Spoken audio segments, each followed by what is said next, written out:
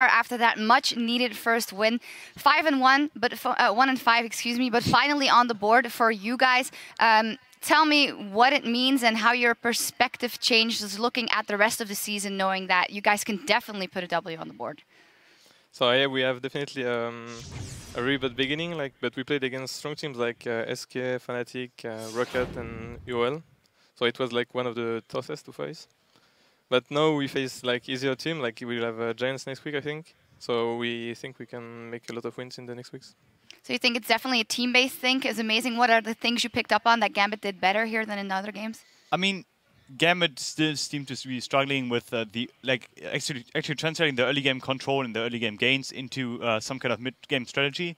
But they actually got a hold on at some point, and you guys really seem to figure out where your weaknesses are, as in not being grouped and stuff like that, and you kind of fix that to a certain extent. But what I still want to see from you guys is actually just pushing up mid lane at some point and warding the enemy jungle. Why do you guys seem to be struggling with actually doing that? I don't know. That's one of our biggest weakness, I guess. We're afraid to just face check them and lose the game at that point. So sometimes we're a little too pussy, afraid. Well, you talk about you have to face check, and you had a huge score on Aurelia, had your build almost completed. At that time, it was all on your shoulders. At what point in the game did you realize, okay, at this point I can go and beat them in a team fight, and what before you were weaker? So I wanted to complete my Trinity Force really fast, it's super big prospect for Rebellion.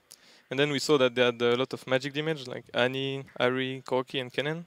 So I was just building almost full MR until last item. I wanted to get some armor. And then so I knew I was super tanky, so I could just go in the front line and tank them so Pinoy can kill them after. Yeah, and the Kassadin was also pretty fed at that. And let's actually start by taking a look at the replay where that is exemplified how strong you are in the team fights. Get that up on the screen. If you can talk us through that, because here Kennen's going to come in and land a quasi-perfect Maelstrom, but you guys still win the trade. Let's roll the clip and go ahead, Cabochard. So we are fighting around their blue buff. It's pretty bad to fight in jungle against their team, but we got a good pick on Ari, and Edward lands a nice hook. At the moment we are just trying to group in the mid lane. They are doing their combo pretty well so far, but I think we are too ahead at the moment. So we just need to tempo the Zhonya Kennen, and then we just clean up the fight. I survived with a little amount of HP, but it was fine. Yeah, you survived indeed. What's your target selection like in those? Sometimes I just try to stop Kennen, in the early. I just stun him so his ulti is not on our team. At the end, since Chrislon was super fed, of Pinoy, I just try to peel for him. So it really depends. Yeah, what I want to talk about actually with you is that you and Pinoy really have some kind of carry role into the team. You come in new, you basically bringing the energy they have from solo queue. I don't know where you guys get that from, but it seems to me that you guys really seem to be the carries and determine whether or not Gambit is winning. How do you actually handle such a role, and do you actually like being the carry on a team? Yeah, I really like it. I really don't like playing tanks only or just playing passive.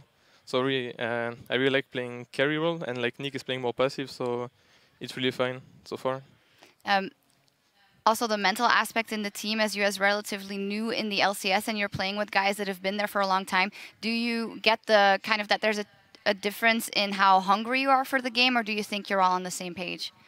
I think we're all super motivated, so it's the same, I guess. All right, taking a lot from this win. Congratulations, Cabochard. Gambit finally on the board. Coming up after the break, Rocket will face Meet Your Makers. But before we go, let's stop over at Lincoln University in the United Kingdom. They're from Connor M192. He writes, the League of Legends Society have taken over a lecture theater this week. It looks like a very good time. Thanks for tuning in, guys. We'll see you back here in 3.5.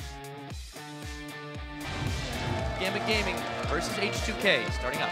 Blue likes the collateral damage, and H2K have to back away. Can they get the assassination? Cabochard kicked away. Maybe they can still turn this one around instantly. Oh my goodness, all that damage. The Maelstrom coming out, but Cabochard picking up another kill. Cabochard teleported in. They look for Hjarn, and here comes Nick. They're blowing them all up. Not even the damage they needed. They've lost Boydle. They've lost Adewale. It's a double kill for Pinoy. Looking for more. How much can he go? You know, it was an exciting game to watch. That is going to be a massive confidence boost